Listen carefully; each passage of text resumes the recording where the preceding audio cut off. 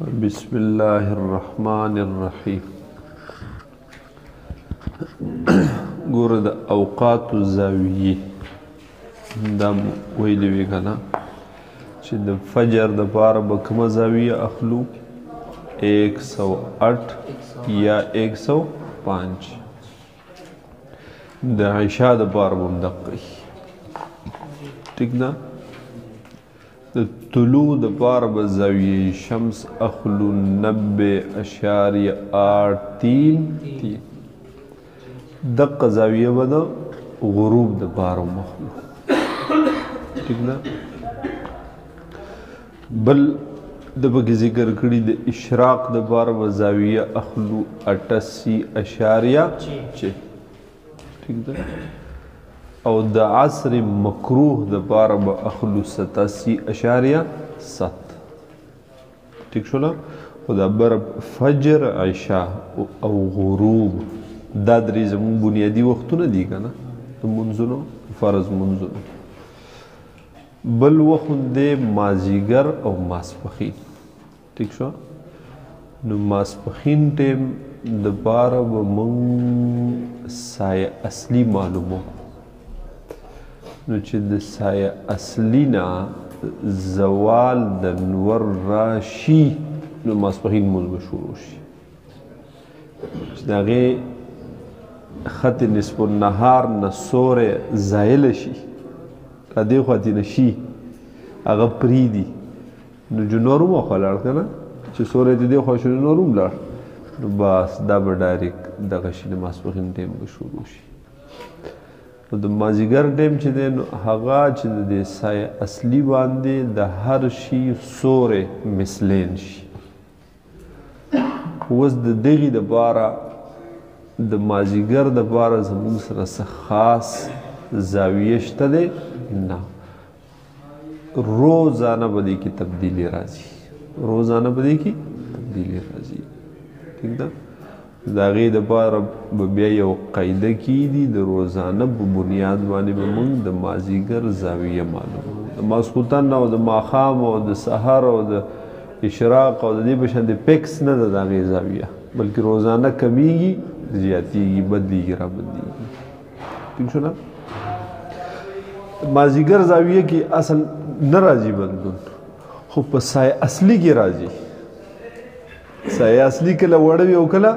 اوږده وي نو خو چې څومره په هغې کې فرق راځي چې دومره هلته او هم فرق وځي. لکه موږ چې کوم شی ودرولی د هغې مثلین خو ټول کال جو د هغې حقه یو مثلین حقه دي که نه دوه مثلین نو په هغې کې فرق نه راځي خو د دغې سره خو موږ سایه اصلي هم جمع کوو که نه. دا سایه اصلي چې ده دا کله مخکې کېږي یا کله وروستو کېږي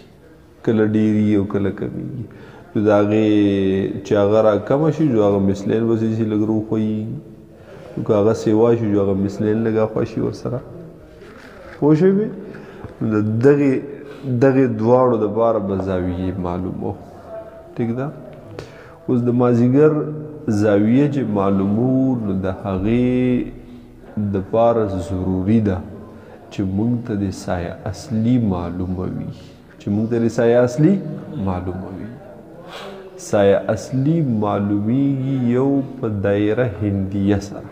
په دایره هندیه سره ولیکن دغه کار لږ مشقت طلب دی ټیک ده لږ مشکل دی ځکه نن به ته دایره هندیه جوړه کې سبانۍ ورځې به بیا معلومې بیا به له ورځنۍ داسې روزانه به بنیاد نو دوی د هغې دپاره یو قاعده هم جوړه کړه صحیح جوړه کړه یو قاعده یو کلیه یې جوړه کړه چې یاره دغې نور ته اډو خیجمه ټیک ده او دغه دایرې مایرې اډو جوړومه خو بس په کاپۍ باندې ځان ته دا قاعده ولیکه او په دې کې چې کوم څیزونه غواړي دا راوباسه معلوم یې که او چې څه جواب راغی دا به سایه اصلي وي دا به څه وي سایه اصلي وي. نو بس چې کوم څیز تا خښ کړی دی د هغې په اندازه یې که 1 میټر لښته دې به ځمکه خښه کړې ده د هغې په اندازه باندې د سایه اصلي هغه قاعده ولګوه او هغه حل که نو تا ته به د 1 میټر لښتې د هغې سایه اصلي درکړي. که د 1 فوټ لښته به ځمکه ودرولې ده چې د هغې مطابق به درته سایه اصلي درکړي که د 1 انچه ودرولې ده جو د هغې مطابق به یې درکړي که غټه جو غټه او که وړه جو وړه پوهېږي نو اول به راته سایه اصلي راوښئ نو چې دا معلومه شي بیا به د مازدیګر دپاره چې کومه قاعده ده په هغې کې به دا ګدو روغه دا سایه اصلي به پکې څه کوو ګدو چې په خپله به د مازدیګر زاویه معلومه شي چې د مازدیګر زاویه معلومه کړو نو د ټولو اوقاتو زاویې به معلومې شي بیا به اوقات د دغې زاویو نه راوباسو دغې زاویو نه به بیا دویم نمبر څه کوو اوقات راوباسو دی وی ګوره کسی بھی نماز کا وقت دا خبر حسن سے پرون شوی وہ کنا دیکھو سایہ اصلی نماز عصر کا زاویہ دغا 166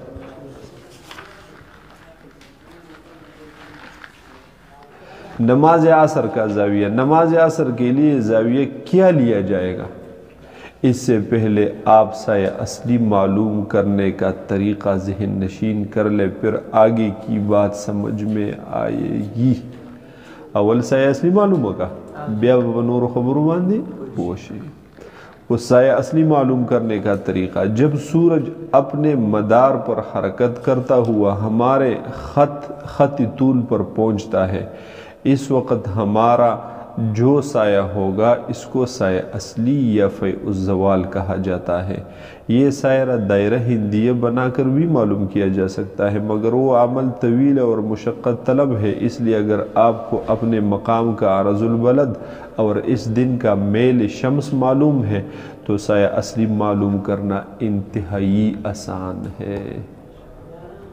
खुश हुई हत्ता कि इसमें न लकड़ी गाड़ने की ज़रूरत है न किसी इंतज़ार की। इसका तरीक़ा यह है कि आप अर्ज़ुल बलद से मेल शम्स मनफी कर ले, जो जवाब आए इसका 10 निकाल ले और इसको 100 से ज़रब दे तो आपके सामने आने वाली रकम इस दिन 1 मीटर लकड़ी का सेंटीमीटरों में साया है। बस 100 के ज़रब न रखे मोर कवा वो मीटरों के 100 राशि खुश भी 100 के वाला ज़रब ज़का और को जी पे 1 मीटर के 100 सेंटीमीटर 100 जी पे सेंटीमीटरों के ताता साया असली मालूम है राजू लगोरा दाई बियारा कराची मिसाली जिक्र करे ठीक ना। हाँ गोया कि 10 जनवरी को कराची में 1 मीटर लंबी लकड़ी का इस्तेवा के वक़्त साया 107.61 सेंटीमीटर होगा। अगर आपके कैलकुलेटर में बी और डी की कीमत महफूज है तो आप दरजज़ेल कुलिया इस तरह लिख ले तो जवाब आ जाएगा 10b मनफी डी ज़रबे 100। इस कुलिया की असल क्या उस राशद खबर टूल ना अवल खुदा कैलकुलेटर से रागतों पदी की खुदा पाक ता बटनी पैदा करी आया गदी दन्ने भी निकली ए बी भी निकली C D E F X Y M दन्ना दन्ना भी निकल शी वही दे माना दादा चे दा पदी नुम यो फोल्डर दे पदी की मोबाइल की दा फोल्डर ही का ना सीजनों पे के सेव की दा पदी नुमुन माने दा बटन इतने शे बटन ही नहीं बल्कि दा दे नुमुन से दी फोल्डर ही हूँ दी पदी की तजान सर सीजनों महफूज कवलेश लेकिन मिसाल पर तौर बांधे ये चीज़ दे नन स्वयं तारीख दे 11 और म्याश 3 और काल 2022 दाश होगा ना दाज़ में दाज़ पर दी डी की महफूज को पारे होगी महफूज को वाले शे दवे पर डी की महफूज को दे तरीक़ा दार चे दक्का बोली की ऐसे जदीदा बस की बोली की ब्या बदा शिफ्ट बटन बदबाओ की पूछो द्वैम नंबर दलते युबल बटन दे RCL भी लिखले वक़्त भी लिखली STO कोई भी ब्या द्वैम नंबर दा बटन दबाओ की पूछो और द्रेम नंबर च कम फोल्डर के जमा के अक्का तो बस मसलन पर डी की खता शुरू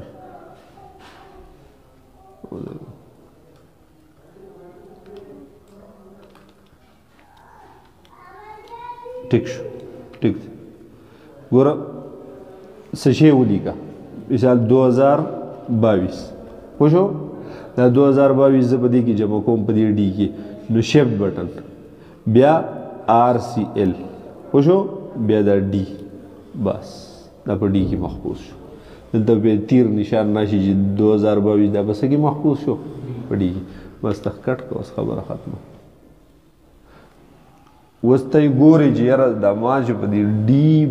فولډر کې دا 2022 جمع کړی دا پکې شته که نه دا به ګوري په دې سره دلته بل بټن دی هغې باندې لیکلي الفا ټیک ده دا بټن به دباو کې وشو بیا دا ډي مساوي بټن ووهه 2022 هغه دی راغی پته ولګي چې پکې شته تر کومې پورې چې دا تا ختم کړی نه دا اوبه کېږي یا د کیلکولیټر مات شوی نه دی پوهېږي بې تر هغې پورې پکې دا اوس پروت که اوس ته په دې کې بل شی جمع کړي بیا به دا ختم شي هغه پکې بیا راشي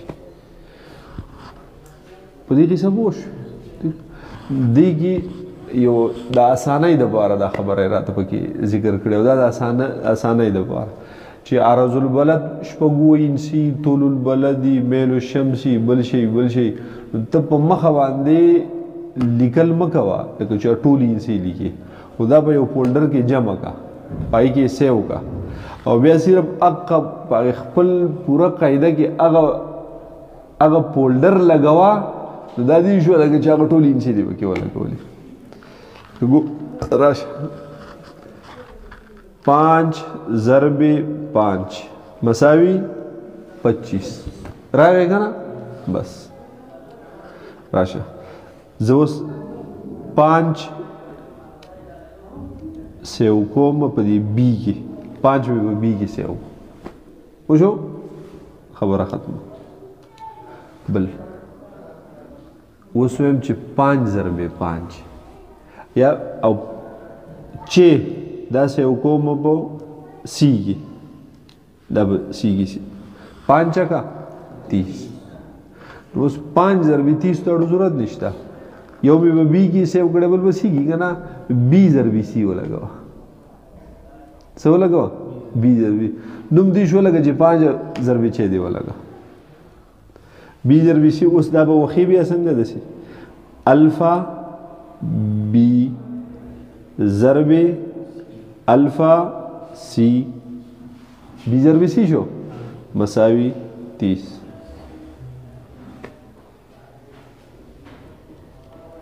وشو بی نو بس هغه شپږ انسي چې په یو ځای یو دا په مخه لګې ګرانه یې که نه په دې کې محفوظ کا او ډاري کې